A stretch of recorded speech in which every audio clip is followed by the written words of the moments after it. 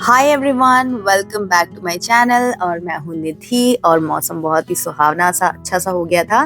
तो ये एक दिन पहले का क्लिप था और अब मैं आज आ गई हूँ ब्रेकफास्ट लेकर के। तो ब्रेकफास्ट आज मैंने चीज़ चिली टोस्ट बनाया था। बच्चे वगैरह कोई थे नहीं तो मैंने खुद ही अपना मी टाइम एंजॉय किया with some tea and cheese chilli toast. बहुत टेस्टी लगता है मुझे और इसमें वेजीज भी आप डाल सकते हो, बट मैंने ऐसे ही कर लिया था। और एक तरफ मैं नाश्ता करी थी और एक तरफ साफ सफाई करके मैंने रोबू को लगा दिया था ताकि वो झाड़ू पोछा वगैरह जो है वो कर सके। तो मैं क्या करती हूँ, जनरली पोछा जो है ना वो मैं रात में लगवाती हूँ और झाड़ू मैं कभी भी लगवा लेती हूँ। तो अभी जैसे लिविंग एरिया है, सिर्फ इतना ही झाड़ू लगाएगा लिविंग एरिया, और हमारा इससे अटैच्ड एक बेडरूम है, गेस्ट बेडरूम, वो वहां पर मैंने थोड़ा काम किया था तो वहां गंदा हो गया था, तो मैंने ये 2 रूम्स ही अभी सिर्फ झाड़ू करवाया था। और उसके बाद फिर ये लंच का क्लिप है। आज काफी बिजी डे था मेरा, थोड़ा शूट वगैरह भी था। और आज मैंने लंच अपने लिए अलग बनाया है, वो है ये चने दाल का पीठा बोलते हैं, हम इसे फरा बोलते हैं, आप जो भी इसे बोलिए। स्टीम्ड होता है, इसे फ्राई भी कर सकते हैं, बट मुझे स्टीम्ड और गरम गरम ही अच्छा लगता है। तो मेरे घर में ज्यादा किसी को पसंद नहीं है, बट मुझे बहुत पसंद है, तो मैंने थोड़ा सा ही अपने लिए बनाया था। सुबह इन लोगों का लंच किया था, तो लंच तो बाकी मतलब घर वालों के लिए था ही, तो मेरे को ये भी बनाना था। तो मैंने शूट तो ज्यादा नहीं किया है, फटाफट फटाफट करके सारे काम कर लिए थे। बट ये नाश्ता काफी हेल्दी होता है, प्रोटीन रिच होता है और टेस्टी तो लगता ही है। बट इसमें प्रॉब्लम ये है कि गरम गरम अच्छा लगता है, बना करके रख कर ठंडा ठंडा उतना मजा नहीं आता है। तो मम्मी के घर पे जब थी तब तो गरम गरम मिलता था खाने के लिए, बट यहाँ पर तो बनाते बनाते करते करते ही सब ठंडा हो जाता है। तो आज मैंने कहा बच्चों के आने से पहले ही मैं फटाफट पहले खा लेती हूँ गरम गरम, ताकि मुझे कोई डिस्टर्ब ना हो। तो अभी कोई भी घर पे आया नहीं था और मैंने अपना लंच वगैरह कर लिया। उसके बाद बच्चे आए, उनको लंच कराया, उनके साथ आज मैं थोड़ा सो गई थी। थोड़ा अच्छा फील नहीं कर रही थी मैं, इसलिए। तो अब इवनिंग का टाइम हो गया था, मैंने सोचा चलो ये थोड़ा सा ऑयल डिफ्यूजर में लगा लेती हूँ, थोड़ी खुशबू वगैरह घर में अच्छी हो जाएगी, पॉजिटिविटी आएगी। तो इसमें टी लाइट कैंडल मैंने लगा दिया है और ऊपर थोड़ा पानी डाल के उसमें एसेंशियल ऑयल अपनी पसंद का जो भी फ्रेग्रेंस आपको पसंद हो वो डाल लो। तो काफी अच्छा खुशबू खुशबू पूरे घर में हो जाता है, काफी अच्छा पॉजिटिविटी भी आता है। और गार्डन में आप देख सकते हो कितनी हवा चल रही थी, कितना अच्छा मौसम हो गया था। नए प्लांट्स जो मेरे आए थे वो भी बहुत सुंदर लग रहे थे। आजकल बारिश थोड़ी होल्ड पे है तो इसलिए वेदर अच्छा हो रखा है।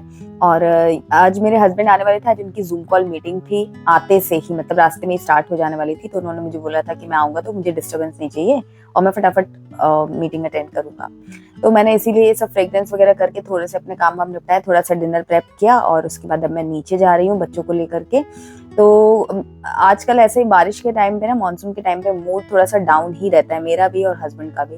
तो इसीलिए एनवायरनमेंट में थोड़ा क्रिएट करके आई थी ताकि वो आराम से अपनी जूम मीटिंग कर सके, और बच्चों को नीचे ले आई थी ताकि वो उनको डिस्टर्ब करके इरिटेट ना करें, और थोड़ा वो भी बच्चे भी खुशी होते हैं नीचे आकर के। और मैं भी आ गई थी, आज मैंने भी खूब साइकिलिंग वगैरह की और मुझे भी अच्छा तो देखो नीचे जाके लगता ही है, लेकिन दिक्कत वही हो जाती है कि अगर नीचे जाती हूँ ना तो नचिकेत आता नहीं है ऊपर, और नीचे भी दौड़ता भागता बहुत रहता है और अभी छोटा है तो मैं उसको ऐसे छोड़ नहीं सकती हूँ।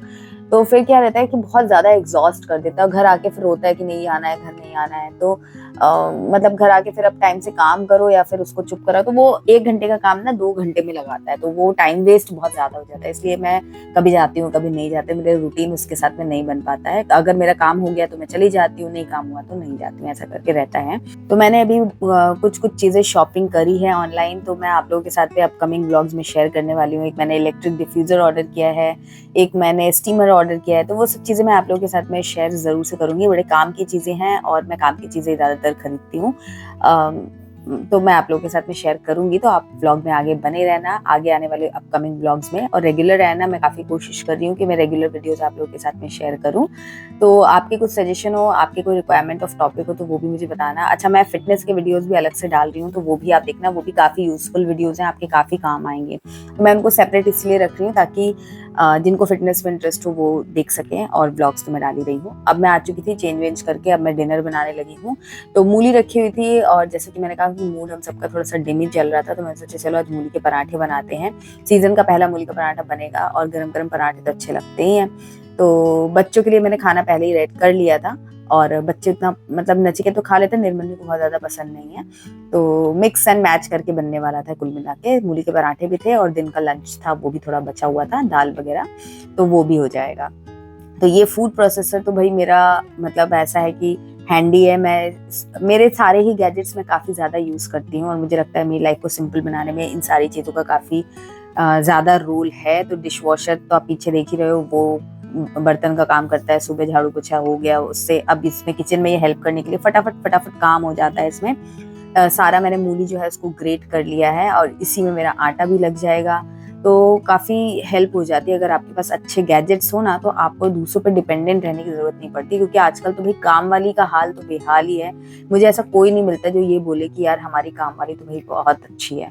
सबका रोना ही है। अगर एक बार काम वाली का टॉपिक और इन लॉस का टॉपिक अगर आप छेड़ दीजिए तो वो नेवर एंडिंग है। तो मुझे लगता है कि यार मुझे डिपेंडेंसी नहीं चाहिए, मुझे इंडिपेंडेंट रहना है, not in terms of money only, बल्कि आपका जो एक्शंस है, जो आपके एफर्ट्स हैं, उसमें भी अगर आपको इंडिपेंडेंस मिलती है तो बहुत अच्छी बात है।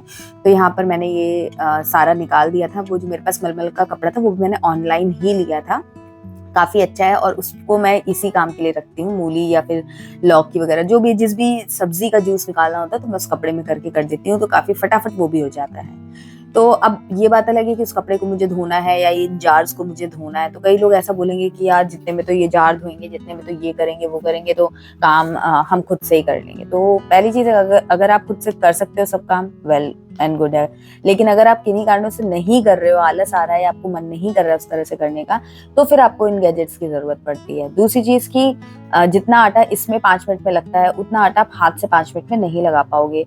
और थर्ड चीज, कुछ लोगों को मतलब मेहनत, जैसे होता है ना कि दर्द है या कुछ ऐसे इश्यूज हैं, तो ठीक है उनको लगाने में लगेगा, बट वो 5 मिनट क्या, मतलब वो बिल्कुल ही एफर्ट नहीं कर सकते। जैसे कि मेरी मम्मी है, उनको आटा लगाने के लिए मना है, उतना जोर वोर नहीं दे सकते, अलाउड नहीं है डॉक्टर की तरफ से, तो अभी क्या करेंगे, तब ये गैजेट्स काम आते हैं। तो अलग अलग रिक्वायरमेंट है और रिक्वायरमेंट के हिसाब से चीजें होती हैं। तो इसीलिए ये कहना है कि यार 2 मिनट में हम आटा लगा लेंगे, इसकी जरूरत नहीं है, ऐसा नहीं होता। इसमें एक साथ काफी ज्यादा आटा लगता है, और अगर आपको मान लो और ज्यादा लगाना है तो आप 2-3 बैचेस में इसको लगा सकते हो, और एक बार इसको वॉश कर लेना है। वॉश करने में भी कोई डिफिकल्टी नहीं होती है, आराम से वॉश हो जाता है। मैं तो इसको हाथ नॉर्मल वाटर से क्लीन कर लेती हूँ, और 2-3 बार जब यूज हो जाता है तो फिर मैं इसे डिश वॉशर में क्लीन कर लेती हूँ।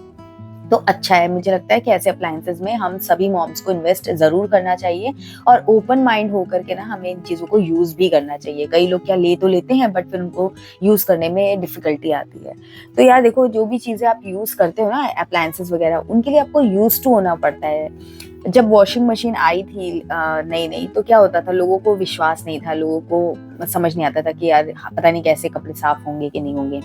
बट आज के डेट में ऐसा कोई घर आपको मिलेगा, छोटा हो या बड़ा हो, जहाँ पे वॉशिंग मशीन ना हो? ऐसा नहीं है ना। सब लोग अब उसके यूज टू हो गए, एडजस्ट हो गए हैं कि क्या चीजें हाथ से धोनी है, क्या चीजें मशीन में धोनी है, वो सब चीजें हैं। उसी तरीके से आप जो भी गैजेट्स या अप्लायंसेस लाते हो ना, तो आपको शुरू शुरू में उनका वर्थ नहीं समझ आता है, क्योंकि आपको ढंग से यूज करना नहीं आता है।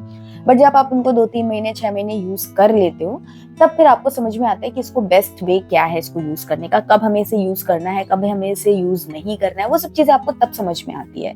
तो इसलिए सिर्फ एक एस्पेक्ट देख करके आप नहीं चीजें बोल सकते। अब जैसे मूली मैंने इसमें ग्रेट की, हाथ से करने में कितना टाइम लगता है, कितना मैस होता है, चारों तरफ फैलता है, आपको खड़े होकर काम करना होता है। इसमें तो कुछ नहीं है, कोई भी कर देगा। अगर आपको नहीं भी करना है तो कोई और कर देगा, और आपको भी करना है तो 2 सेकेंड्स लगते हैं, काफी सारा चीज एक बार में हो जाता है। तो मेरे कहने का मतलब यही है कि आपको गैजेट्स, अप्लायंसेस या जो भी चीज़ें आपकी लाइफ को इजी बनाती हैं उनको लेना चाहिए।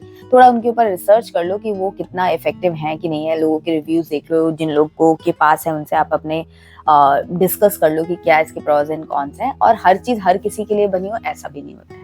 तो इसीलिए मैंने आपको ये चीज़ें बताई कि आपको सबसे पहले ओपन माइंड होना होता है कि ये चीज़ जो मैंने ली है ये अच्छी है, और उसको यूज़ करने के तरीके आपको एक्सप्लोर करते रहना चाहिए। शुरू शुरू में थोड़ी डिफिकल्टी आती है, थोड़ा समझ नहीं आता है, वर्क वेस्ट लगता है, बट अल्टीमेटली चीज़ें सेट हो जाती हैं और फिर आपको मज़ा आने लगता है, जैसे मुझे आता है। तो भाई मुझे तो अभी और भी बहुत सारी चीज़ें मेरी चेकलिस्ट में है। लाइक मुझे वो इलेक्ट्रिक राइस कुकर जो आता है ना, मतलब मल्टी फंक्शनल पॉट होता है वो जो इलेक्ट्रिक वाला, वो परचेज करना है। अगर आप में से किसी के पास है वो, तो मुझे कमेंट में बताना। और देखिए ओटीजी में जो मैंने धनिया ड्राई किया था वो मैंने यहाँ पर डाल दिया है, तो उससे फ्लेवर भी बहुत अच्छा आया और मुझे कुछ तामझाम करने की जरूरत नहीं है। ड्राई किया हुआ था, बस सीधे स्पून से डाल दिया। तो ऐसे हर्ब्स वगैरह ओटीजी में ना काफ़ी, मतलब ओटीजी भी काफ़ी यूजफुल है यार। मैं आपको किस किस की तारीफ करूँ, मुझे तो सारी चीज़ें, मेरा किचन जो है ना वो जितना मैं उसमें टाइम इन्वेस्ट करती हूँ मैंने उसको उतना ही इंटरेस्टिंग बना रखा है। तो निर्मन्य तो मुझे कभी कभी चिढ़ाता भी है कि मम्मी स्मार्ट मम्मा, स्मार्ट मम्मा। तो ऐसा करके चलता रहता है। तो मेरे किचन में बहुत सारी ऐसी चीज़ें मिलती हैं जो मतलब मज़ा आता है उनको यूज़ करके, और काम करने में भी अच्छा लगता है मुझे। तो मैं तो शुरू से ही, मतलब जब मेरी शादी नहीं हुई थी, मुझे तब से ही इन सब चीज़ों का बहुत शौक था कि मेरे पास फूड प्रोसेसर हो, माइक्रोवेव हो, ये हो वो, जो भी चीज़ें आ रखी हो मार्केट में वो मेरे पास होनी चाहिए। तो मुझे इन सब चीज़ों का काफ़ी शौक है। रादर दैन जो ज्वेलरी, कपड़े, इन सब का उतना मुझे समझ नहीं आता है, मिल जाता है तो पहन लेती हूँ। बट शौक जो होता है ना कि अब पैसे बचाएँगे और मैं ये खरीदूँगी, वो है मेरा। अभी जैसे राइस कुकर का मैं आपको बता रही हूँ कि मेरे पास एक ही कुकर है, उसी में मुझे कुकिंग करनी पड़ती है, तो मुझे एक दूसरा कुकर लेना है। हस्बैंड मेरे बोल रहे थे कि दूसरा कुकर लेना है तो ले लो, बट अभी मैं वेट कर रही हूँ, क्योंकि वो जो राइस कुकर्स मैंने देखे ना वो थोड़े से मतलब महँगे नहीं, लेकिन एक अमाउंट में आ रहे हैं, 10-12 हज़ार, 15 अबव 10,000 है आई थिंक। तो और लूँगी तो मैं अच्छा ही लूँगी, ऐसा काम चलाऊ वाला नहीं लेने वाली हूँ, तो थोड़ा अच्छा-सा लूँगी सो दैट कि वो लॉन्ग रन में काफ़ी अच्छा रहे। और मैंने उसके रिव्यूज़ वगैरह देखे हैं कि उसमें काफ़ी सारी चीज़ें बन जाती हैं और गंदगी नहीं होती है, मेन बात ये है। तो उसमें ऑटो मेन्यूज़ भी रहते हैं जो कि मतलब काफ़ी यूज़फुल है, तो मैं वो सोच रही हूँ लेने का। आप लोगों में से अगर कोई यूज़ कर रहा है या आपके पास कोई सजेशन है रिगार्डिंग दैट कुकर, तो वो मुझे बताना, तो मैं उस पे भी एक बार रिसर्च कर लूँगी और जब खरीदूँगी तो आप लोग के साथ में शेयर करूँगी। बाय द वे, मैंने यहाँ पर इस तरीके से मूली की स्टफिंग तैयार कर ली थी। थोड़ा नरम सा आटा लगाया और स्टफ़ करके पराठे बनाऊंगी। तो स्टफिंग में मैंने बेसिक मसाले नमक, मिर्च, आमचूर और थोड़ा सा अजवाइन, हींग, ये सब डाल दिया था और थोड़ी सी भुजिया नमकीन डाली थी। यहाँ पर ना मूली का जो पानी है वो अच्छे से आपको निचोड़ करके निकाल लेना है और उसमें मैंने कोई नमक वगैरह अलग से नहीं डाला था। तो नॉर्मली जितना निकलता है उतना आपको निकाल लेना है और थोड़ा सा मैंने जो नमकीन डाला है उससे ये ड्राई हो जाएगा। आप चाहो तो रोस्टेड बेसन भी यूज़ कर सकते हो, तो उससे भी आपके पराठे फटेंगे नहीं। तो आप भी इस तरीके से ट्राई करना, बिल्कुल भी फटते नहीं है, बहुत ही बढ़िया पराठे बनते हैं। कुछ क्वेरी हो तो आप मुझे पूछ लेना, और अगर आप कहेंगे तो मैं इसका सेपरेट रेसिपी करके एक अलग से वीडियो में डाल दूंगी ताकि आपको इजी रहे। अगर आपको रिक्वायर्ड हो तो आप बता देना मुझे। एंड मैंने सर्व किया ऐसे ग्रीन चटनी, टमाटर और धनिया वाली चटनी है ये।